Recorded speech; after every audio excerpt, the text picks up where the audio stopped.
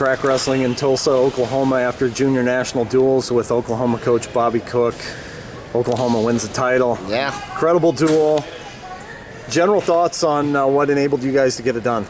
Well, you know, through the course of a duel like that highly contested, that close, you're going to have, there's multiple series of things that took place in several matches. I mean, when the duel's won by 1 point, you know, so it's hard for me to, you know, we could talk about Luke Serber getting a 10-0 tech, and that's, in the end, that's what needed to happen. But, you know, you look at Cade Dickerson, who's down 8-0 and hurts his ankle, and 40 seconds into the match and loses 8-3. Instead of getting teched, it goes 3-1 instead of 4-0. I mean, you know, so you could go on Cruz Aguilar at 13 gets a big fall against, you know, a highly touted kid, and so I mean, it's just unbelievable. And you know, the Minnesota duel was the same way.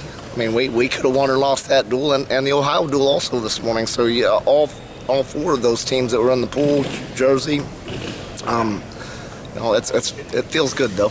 As you mentioned, you can pick out a lot of points when you win a freestyle duel by a point. I think there were 3 matches that you guys won by 2 points or less. Yeah. What was there a common denominator in those matches, you think? Well, you know, I mean, I would like to say so, but I mean, each one of those matches had different circumstances throughout the course of the match, and again, being at home, wrestling here in Oklahoma, and having a little bit of a crowd, and you know, this team did a good job of bonding this year. I mean, they kind of, you know, I could hear them cheering, and not all the time is it like that when you're only together for 1 week and you're coming from different places and you're not together all the time, and I think that would probably be the one common denominator that I would bring up about that. Yeah. We talked to you Friday after the opening day of freestyle, and you were talking about there's some positions, some things you were going to go over Friday night that you had to correct. If you guys are going to win a title, you had to correct them. What were they, and how did you feel like you did in those areas? We definitely improved today, and it wasn't necessarily anything technical that needed to be taught to them. It was just a reminder. You know, we were penetrating, getting in on legs and getting lifted for 4, not just 2. We're getting lifted and pitched over the top for 4. You can't do that when you're in deep. You got to go get that takedown. And on the flip side of that, remembering that it's freestyle. Hey guys, in on your leg. That's, you know, it's a good time to score. Also, crotchless barrel rolls, etc., etc. And so, just primarily offensive and defensive positions from leg attacks was the main thing, and then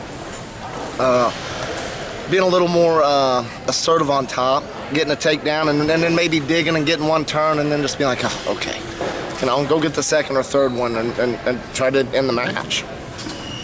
Had a couple duels. The last 2 duels came down the wire. The last match. What do you say to kids going out there when it's riding on them? Hey, go have fun.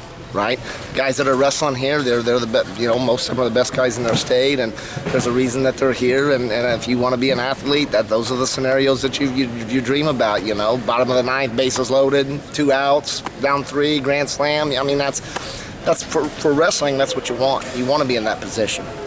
You want it to be up to you. You guys have won this. I think a couple 3 years ago was most recent. Yeah, it's been 3 or 4 years. We won it back to back, and then we haven't been in the final since. To take a new group of kids, a little bit of a new era for Oklahoma wrestling. What has been the key to win this thing? What's happened in the system here, you think? Well, I think some coaches spending a little bit more time during the summer with their own kids at their own places and developing and competing. And you know, I mean, I don't think it's really any big secret. I mean, you know, you look at the team that we wrestled in the finals. Heck, they're there almost every year, right? Yeah. Whether they win it or not. And so their model is something that you have to look at and observe, and you know, and so not necessarily mimic that exactly the same way, but the philosophy that they have is obviously successful. You got to feel pretty good with it coming down to Serber, I would think. I mean, his demeanor doesn't seem to change a whole lot, and no, he couldn't wait. You know, that's what I'm talking about. He's wrestled long enough. He knew the situation and the scenario, and it wasn't. I mean, it was no skin off his back. He couldn't wait to get out there and wrestle against the guy that had beaten him before. On top of that, you know, so like I said, that's if you're an athlete, that's what you want.